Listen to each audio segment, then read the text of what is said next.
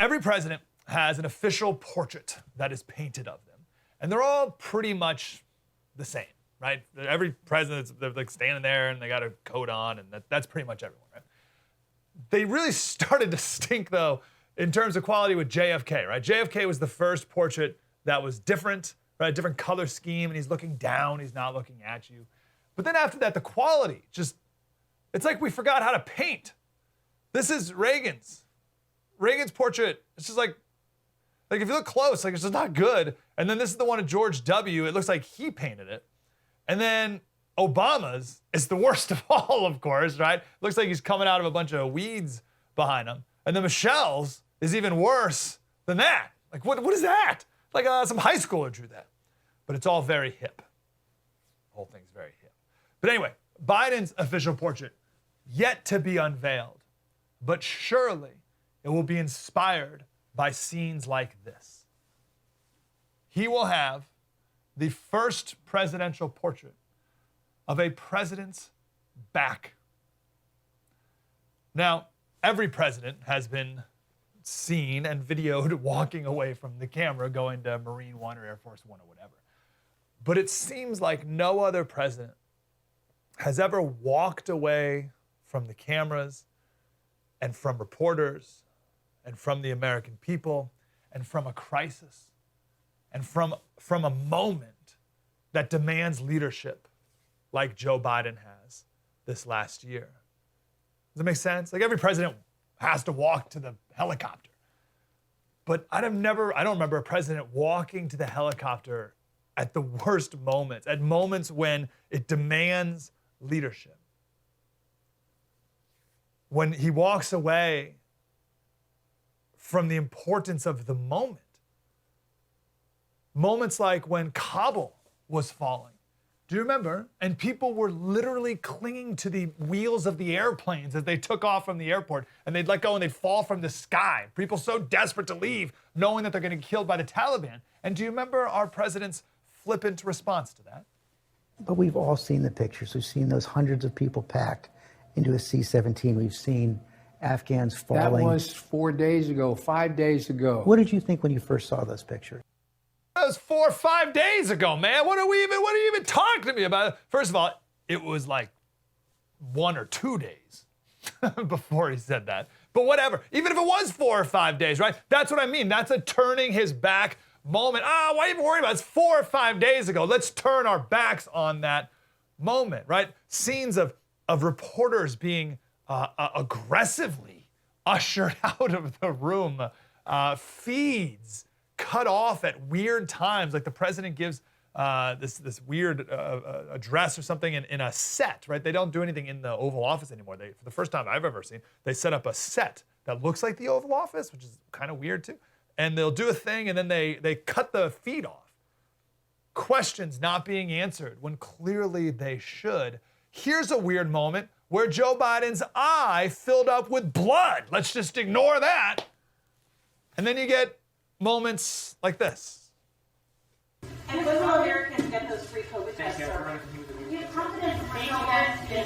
you going to break up the big four meat packers, Mr. President? All right, guys. Thanks, guys. You're confident in your COVID team? Thank you. Thank you. See, that's just weird, isn't it? It's just weird the way he's sitting there, just ignoring it all. It's weird, but it's more than weird. It's inept. It's insulting. He's the commander-in-chief. He's the president of the United States, but we knew, most of us, you and I knew, that this is what it would be, right? He didn't even campaign. They were afraid to put him in front of a camera during the entire campaign. Can he even fulfill his basic functions as a person? Every once in a while, someone on CNN or somewhere will be brave enough to say, I think the president is a little confused. They'll just kind of like throw it out there a little bit and see when it will take. Yeah, he's confused. He's senile. He can't think clearly. Everyone knows it. The left is just waiting for the right time to throw him to the curb. Absolutely throw him to the curb and forget that his, 70 years in D.C. ever even happened. The problem for the Democrats is that the backup person to the presidency, the vice president, is maybe the only person in politics who's liked less than Joe Biden. And that, of course, being the one and only Kamala Harris. So what are the Democrats to do? Think about this. Think of the alternative. Like, it would be a very different dynamic if the vice president was an impressive person. Like, think about that. What if the vice president was the next person, like the big up-and-coming Democratic superstar? Then you'd be like, oh, well, the Democrats could have some hope, right? Biden doesn't finish his term, and the new VP's there, and they love him, and it's great. But it's not. It's Kamala Harris. No one likes Kamala Harris. That's not the situation with the Democrats. They're in big trouble, and they know it. Which is why every once in a while they float out Pete Buttigieg as the next candidate, whatever. Right? That's how pathetic the Democrat bench is right now. Pete Buttigieg is the best they have. Surely someone from the left will have to fill that void in 2024, right? Maybe Gavin Newsom, governor of California, maybe. But that's people. Let's talk policy-wise for 2022. They got nothing. The Democrats are the party of lockdowns and shutting down schools and vaccine passports. That's the Democrats. Lockdown, shut down school, vaccine passports. Is that a winning campaign? Is that a winning strategy? Maybe in California, maybe in New York City, Chicago, nowhere else. Not nationwide. Here's one of Biden's big promises, of course, that he made during the whole campaign. What happened to 2 months ago when you were talking declaratively about I am going to shut down the virus? I'm going to shut down the virus. I'm not going to shut down the country. I'm going to shut down the virus. I'll shut down the virus, not the economy. What I would say is I'm going to shut down the virus, not the country. I'm going to shut down the virus. I'm not going to shut down the country, but I'm going to shut down the virus. I'm going to shut down the virus. Once we shut down the virus, I'm going to shut down the virus. I'm going to shut down the virus. Anyone who's responsible for that many deaths should not remain as president of the United States of America. But they won't stop. They can't stop. Here's Biden just the other day. And for parents with kids too young to be vaccinated, surround your kids with people who are vaccinated. I love that, right? Keep your kids away from the dirty, unvaccinated lepers. Keep them away from the unvaccinated. Amazing. I don't know where we are as a country right now, to be honest. I don't know where the American people are. It's an interesting mix across the whole country, right? I'm excited to get the take from our next two guests and get their assessment. I trust their assessment. I'm in California.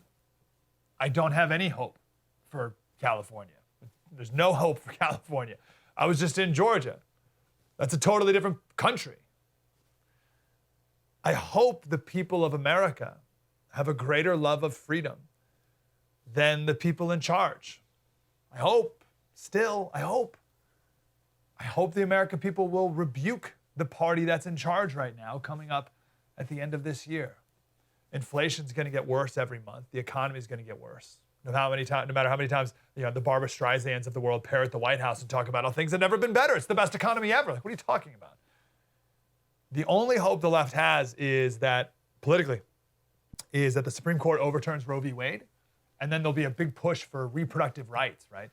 From just the absolutely hysterical feminist left is going to freak out and be like, you have to vote for the Democrats because they want to take away a woman's right to whatever, right? But I don't even know if that's a huge political winner as much as the left thinks it is. So I'm not sure what the Democrats have, and they're scared. There's no question about it.